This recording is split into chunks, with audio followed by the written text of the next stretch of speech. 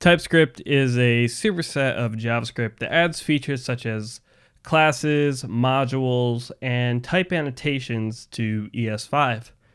We can also get features such as code completion and IntelliSense inside of our editor. Let's look at how we can take an existing Ionic project and set it up for Typescript. To get started, we're going to need to create a source directory where we can place all of our Typescript files. Since any valid JavaScript is also valid TypeScript, we can copy the code from the JS directory inside of our app to the source directory, and then just change the extension to .ts. Now, TypeScript doesn't actually run in the browser, but we need to compile it down to actual JavaScript. So let's set up our build system.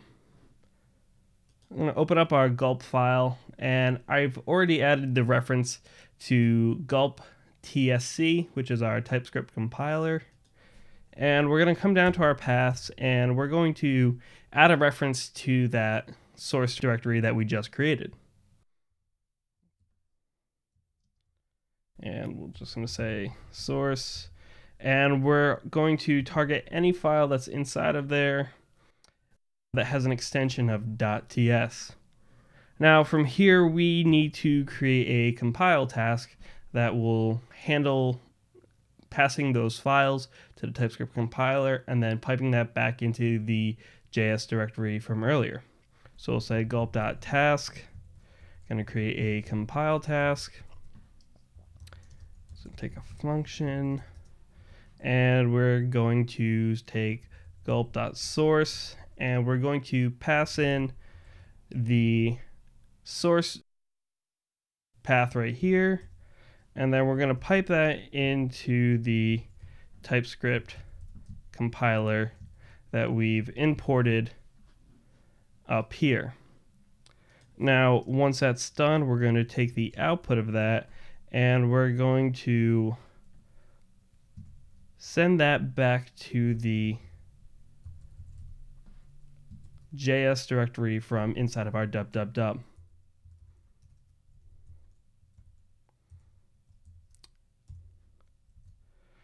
Now, we also want to make sure that we're watching the TypeScript source directory, so that way anytime it changes, we can just kick off the compile task again.